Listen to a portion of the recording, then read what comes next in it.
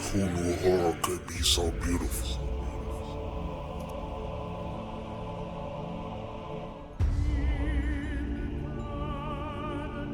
Lena had always loved music, but she had never been able to afford a guitar. So when she stumbled upon a listing on Craigslist for a beautiful vintage acoustic guitar at a price she could actually afford, she felt like she had hit the jackpot.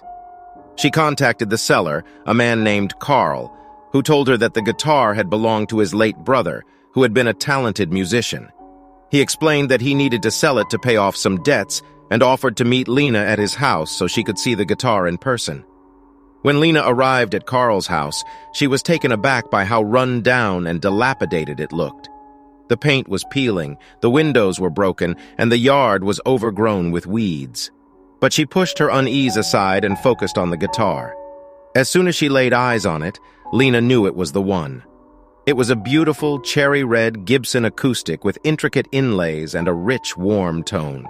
She strummed a few chords, and the sound echoed throughout the empty house. "It's perfect," she said to Carl. "I'll take it." Carl smiled and handed her the guitar. "I'm glad it's going to a good home," he said. But as Lena left the house with her new guitar in hand, she couldn't shake the feeling that something was off. It was as if there was a heaviness in the air that she couldn't quite explain. As soon as she got home, Lena sat down to play her new guitar. But as she strummed the first chord, she heard a strange noise coming from inside the instrument. It was a faint, haunting melody that seemed to be coming from nowhere. She tried to ignore it, thinking it was just her imagination.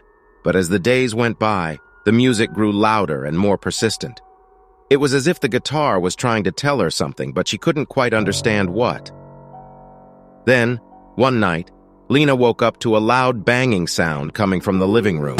She tiptoed out of her bedroom and saw that the guitar was lying on the floor, its strings still vibrating from the impact.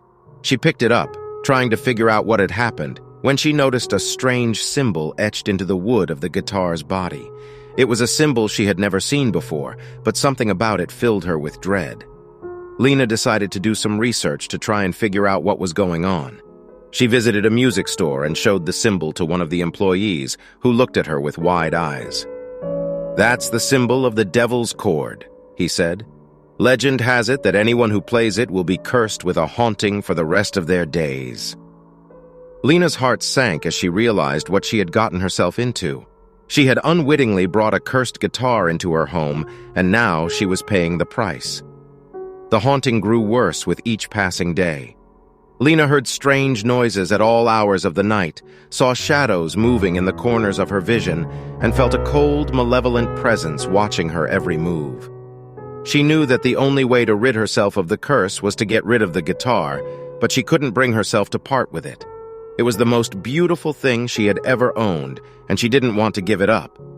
But as the haunting grew more and more unbearable, Lena knew she had to take action. She researched how to banish spirits and found a ritual that involved burning sage and reciting a specific chant. With shaking hands, she gathered the necessary materials and set to work. She lit the sage and began to recite the chant, her voice trembling with fear. She could feel the guitar's malevolent energy pulsing through the room, but she refused to back down. As she recited the final line of the chant, there was a loud, piercing scream that echoed throughout the house. Lena felt a sudden gust of wind rush through the room, and then everything went quiet. She opened her eyes and saw that the guitar was gone. In its place was a pile of ash, still smoldering from the flames. Lena knew that the curse had been lifted, and that she was finally free from the guitar's malevolent influence. But as she breathed a sigh of relief, Lena couldn't help but wonder about the man who had owned the guitar before her. Who had he been, and what had he gone through before he had taken his own life? And why had he left such a powerful curse behind? As Lena pondered these questions, she felt a strange sensation wash over her. It was as if the man's spirit was still with her, lingering in the house even though the curse had been lifted. But Lena refused to let the man's spirit haunt her any longer. She took a deep breath and recited the chant again, this time with more conviction and power than before. As she spoke the words, she could feel the man's spirit growing weaker and weaker, and finally, with one last burst of energy, he was gone.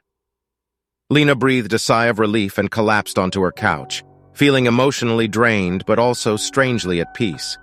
She knew that she would never forget the guitar or the curse it had brought into her life, but she also knew that she had banished it for good.